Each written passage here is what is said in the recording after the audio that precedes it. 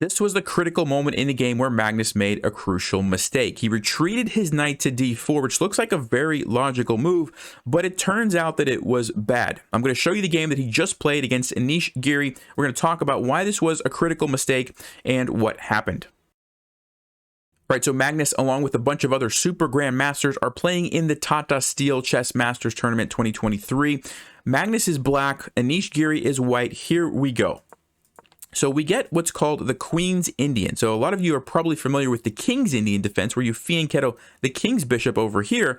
The Queen's Indian, very similarly, we fianchetto the bishop on the Queen side. It's also a very popular and viable opening against d4, and that's what Magnus chooses. Now, after g3, he plays the move bishop to a6. And there's actually two ways to play the Queen's Indian. You can play bishop b7 right away, or you can do what Magnus did here and play bishop to a6. And I think this is actually more common. And the point is you're attacking the c-pawn. And you might say, well, that seems like a pretty, easy threat to deal with. White can defend with the pawn or with the knight or with the queen. But the issue is that all of those moves cost white something. So for example, if you play b3, you weaken these dark squares. So now a move like bishop b4 check and maybe the knight e4, and you can see how there's potential, dangerous things that could happen because you can't play a move like knight c3 because you don't have a pawn defending it, right? And there's weaknesses that are created. So that's kind of a trade-off. Another example, if you defend with the knight, you block your bishop. And so that's something that white has to be okay doing. And so you can see how regardless of how white chooses to defend the pawn, they have to give up something. So Anish plays the move queen to c2, which looks very nice. Like maybe I was going to move my queen there anyway. However, what do you give up by doing that? Well, the d pawn is no longer supported by the queen. And we're going to see that in just a second. After c5, d5 is played, but it's no longer supported. And so now Magnus can simply take it, and he doesn't have to worry about any tactics along this diagonal if the queen would still be here, right? So that's the whole point of bishop to a6 back to b7, all right? So castles, bishop b7, rook to d1, and now Magnus plays a move knight to c6, and it really looks like he's totally forgetting about his knight on d5. So the question I have for you guys, why did Magnus play knight to c6, and what would he have played if Anish captured the knight? All right, well, if you had a chance to look at that, the move he would have played would be knight to b4. It's forking these pieces, and after the queen moves somewhere, he would take back the rook, and ultimately he wins a rook, only loses a knight. It's a good trade for him. Now, it gets a little bit tricky because after a3, it looks like, isn't he going to lose his bishop? But he can throw in this move and then block with the knight to save his rook, and everything works out fine. Okay, so that's the idea. There was a little tactical trick to where Anish could not take the knight. So Anish plays queen to f5. Of course, he would have saw that or been familiar with this line. They're basically playing some well-known stuff. And then we get e5. Notice this pawn is pinned, right? So black couldn't take. So Magnus goes for queen d7. We get the queen trade. And now Anish wins his pawn back. So he sacrificed it earlier. He gets it back now. It looks pretty dangerous, but it's so far advanced that a lot of the times black ends up capturing that pawn anyway. So bishop goes here. Rook check. This is actually a very good move and a very important move. If he doesn't play rook to e1 check, black's going to be able to castle either direction, connect the rooks, the king's going to be safe, and black really doesn't have any problems. But by playing rook to e1 check, Magnus has to get out of the check. And remember, you're not allowed to castle if you're in check. So these moves are not an option. And if he blocks with a piece, that simply loses. There's multiple ways, but this is just one example. f4, the knight is pinned, and he loses a piece. And so he decides to play the move king to f8.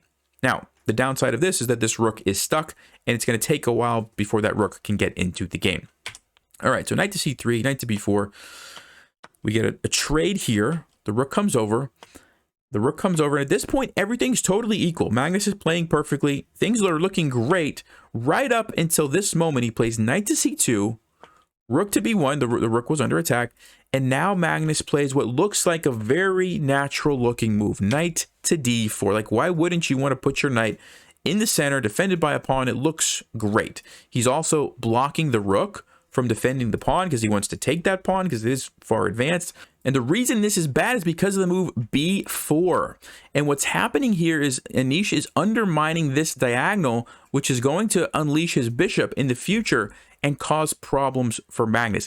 It's a very complicated position. There's lots of tactical ideas like what happens if he takes, the rook's going to come up, the knights are in danger, and there's lots of tactics which I'm not going to get into in this video, but The point is that regardless of what Magnus tries to do, let's say he tries to move his knight back to save it, there's a tactical idea after bishop g2 where he gets into trouble. There's just too many pieces being attacked, and it just take my word for it that it works out for Anish in those situations. So Magnus doesn't want to take, and so he takes the pawn. You see the eval bar jumping there, and the reason is the move bishop to d5, which is what Anish played. And what ends up happening in just a couple of moves, knight to d6, the knight was under attack, takes, bishop to a3, like I mentioned, and Anish's bishops are just starting to completely control this game. And Magnus is in trouble, again, also because this rook is not in the game. He's basically playing without a rook. And look at Anish's. Both rooks are involved. Both bishops are involved. The knight is in a good position. And it's all starting to fall apart for Magnus already. And so he plays king to e7, trying to hold on. But after bishop takes, look at this. There's a pin here. The knight is now stuck. This is under attack. The pawn is under attack. Look at how awesome these bishops are. You can see the power of two bishops in the center of the board in an open position. It's really just too much. Magnus tries to hold on, but after bishop b4, he's just kind of continuing to keep the pin.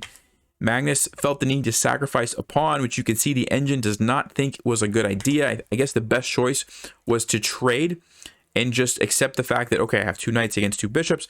Try to hold on. Still better for white, but at least it's equal. Now his rook can come over and the game goes on. He really had to do that, but positionally giving up the bishops like that usually is not good. So he decided to go for this line instead, trying to give himself some breathing room to remove that pin temporarily.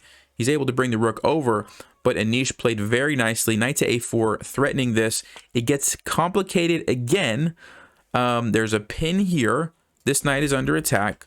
Magnus goes bishop to e5, trying to take advantage of the fact that this bishop is also under attack and pinned. And if if Anish were to try to take this, there's some sort of tactic like rook takes d1, and then you take here, and the game goes on. But Anish plays bishop to b4 check, followed by knight to c5, blocking the rook from defending the knight. Again, it gets very complicated. There's lots of tactics here, which I'm not going to get into, but Anish played it perfectly. And after bishop to a5, Magnus resigned, okay? And it was all because of that one mistake, knight to d4. So let's go back for just a second and talk about what could Magnus have done differently. So back right in this position, you can see the eval bar, totally equal. He's in a great position until the move knight to d4 is played. And then b4 just kind of totally opened up everything, and that's where all the problems happened. So instead of knight to d4, Magnus should have played the move knight to e5. And of course, it's easy for me to say this as I look with the computer. I'm not saying that I would have found this by any stretch of the imagination, but he should have played knight to e5, leaving the knight there temporarily. b4 doesn't really make sense anymore because the knight defends it, so white can't open up the diagonal that way. White would probably play something like bishop to f4, but then there's g5, which either forces the bishop to retreat or trade, and we get some position like this, which is still slightly better for white, but the game is going to go on. It's pretty equal, and now maybe a move like knight to d4 makes a lot more sense. You don't have any problems along this diagonal because that bishop is gone, and the game goes on. So that's what Magnus needed to play.